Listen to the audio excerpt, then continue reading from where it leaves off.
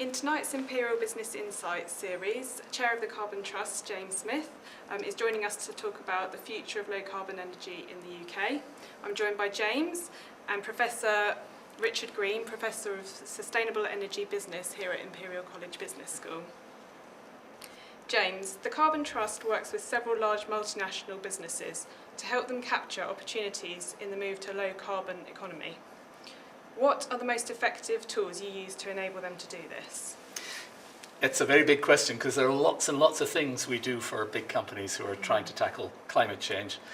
And actually, this is a multidisciplinary problem like no others, and the folks in the Carbon Trust are actually quite good at responding to multidisciplinary problems. So the best thing I can do is to give you 2 or 3 examples, I think, because there are so many things we do.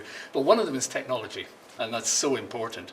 And one example of what we do, and of the many things we do in technology, there is a very major international company that's actually got a very good technology organization of its own, and they have great ideas for low carbon energy and energy efficiency.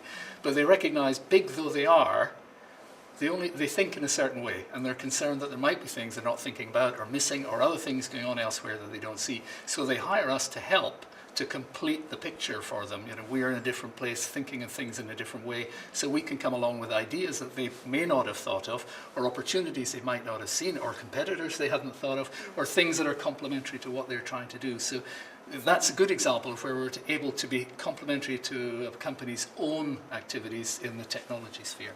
Another one might be policy, you know, regulation and policy. If you want to do low carbon technologies, you need a good marketplace in which to do it. The market, I think, is very powerful.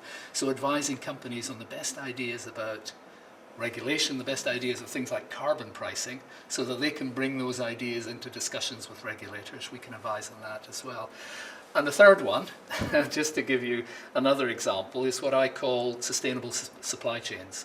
So many of these big companies have got long supply chains, and the companies want to be sustainable themselves, but they also want their contractors who are helping them to add value along the chain to be sustainable too. Another example, there's a very big supermarket that was trying to help its suppliers be more energy efficient, and they hired the Carbon Trust to help one particular supplier improve the efficiency of their lighting systems in their warehouses. So these are just a few examples of the lots and lots of ways we can help big companies. That's fantastic, thank you. And Richard, how important is energy research at Imperial College Business School? It's important because, almost unique amongst top business schools, we're embedded in one of the world's leading technology universities, and energy is immensely important to the college with the Grantham Institute for Climate Change. James chairs their advisory board, and the Energy Futures Lab, leading on research on the science and engineering of energy and climate, and we feed in with research on the business.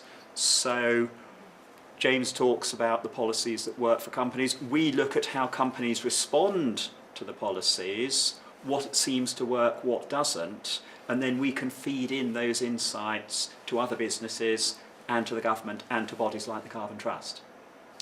Okay, great, thank you.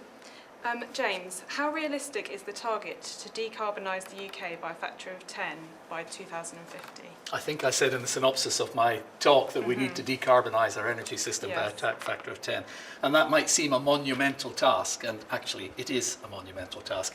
When you look at what we've achieved so far, not only the UK but the world, we're not on a path to do that quickly enough. And if we're not on a path to do that quickly enough, we're going to end up in trouble with the climate and the economy and a whole lot of other things. So we need to accelerate. The question is, can we do it? Absolutely we can do it. And just to unpick it slightly, if you imagine the UK's target is to reduce its emissions by 80% by 2050, which is hardly 10 times, but the economy ought to be twice the size it is today if we can get it going by 2050. So you've got a fifth of the emissions, double the economy, that's 1/10, which is my order of magnitude, 1/10.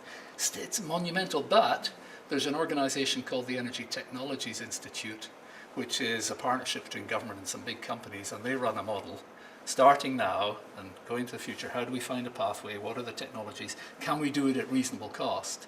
And they indicate we can. For about 1% of GDP, if we make the right sort of choices within the right frameworks, with the right kind of incentives, we can do it. So actually this isn't a problem of technology or money, it's a problem of will. You know, we can do it, will we really choose to do it? And if I can put James's number of 1% of GDP into perspective, that means that whereas we might have expected to get to a particular level of income in 2050, we'll have to wait until 2051, For the same amount which of is not business a very services. big sacrifice. Not too onerous. It's a good way to put it. Okay, great, thank you. And Richard, how are business school programmes here catering for students who want to learn more about this emerging industry? It depends. Different programmes respond in different ways. So our flagship MBA programme has a course on entrepreneurship in renewable energy where we cover the processes of having the idea, seeking funding, bringing it to market, understanding the policy landscape. Students on the MSc Management have the choice to do a pathway looking at energy business in depth as one of their major option choices during the time. All our students have access to the energy-themed lectures that the business school does, and also to events run by the Grantham Institute and the Energy Futures Lab, the former energy ministers, the chief economist from the International Energy Agency. People of that sort come to speak at Imperial, and students have access to those. James, how is the Carbon Trust promoting innovation to help create value from the clean technology revolution? In lots and lots of ways, of course, I would say that, wouldn't I? But innovation is crucially important to all of this. And innovation, a whole variety of ways. I mean, business innovation, policy innovation, customer innovation, technology innovation, going back to that point about technology.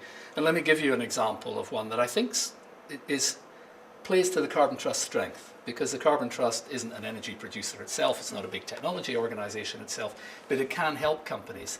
And sometimes it can help companies individually, but sometimes it can help a consortium of companies. And that's the example I'd like to give you of something called the Offshore Wind Accelerator. So offshore wind, there's a huge amount of energy offshore in the wind. We want to capture it, bring it into our electricity system. The costs are high, we need to find a way of bringing down these costs. And you might say, well, what are the costs? Isn't it just building a very cheap turbine? And of course, we've got to bring the cost of the turbine down. But there are a number of other things. And the people who want to invest, the electricity suppliers who want to go out there and invest, they're saying, I want cheap turbines, but there are several other things we need to do. For example, how do we get people on and off these turbines in rocky seas? And maybe it isn't a helicopter, maybe you need a boat that can be, even the boat's going up and down, can you create a stable platform for them to step off to get onto the mast so that they can do the maintenance? Then another one is, how do you actually place these turbines in the right place so you get maximum advantage of a given amount of wind? And there's a big computer simulation you have to do to enable that. Another one would be, what about the electrical connections subsea? Because if you can increase the voltage, you improve the efficiency. Are there ways that you can do that? And oh, by the way, if you're going to increase the voltage, you need to increase the insulation around these cables as well. So there's a whole series of other things beyond the turbine. And the companies themselves say, look, there isn't really competitive advantage in those things. We don't want to do it on our own. Can we have a consortium where we all work on this together and we'll all share the benefits? And the more quickly these sorts of new ideas and technologies can get deployed, the better off we'll all be, the consumer and the companies. So this offshore wind accelerator is a consortium that the Carbon Trust enables. So I think it's a nice example of the sort of thing an organisation like that can do. I could go on and describe a whole lot of other things in our technology portfolio, like fuel cells, biofuels, smart grids, energy efficiency for the home. So there's another portfolio that we've got. But this idea of helping consortia of big businesses reduce the costs of low carbon energy is something that I think we're, given the sort of company we are, ought to be particularly good at. And Richard, lastly, how are the learnings of the research here at Imperial shared with organisations such as the Carbon Trust?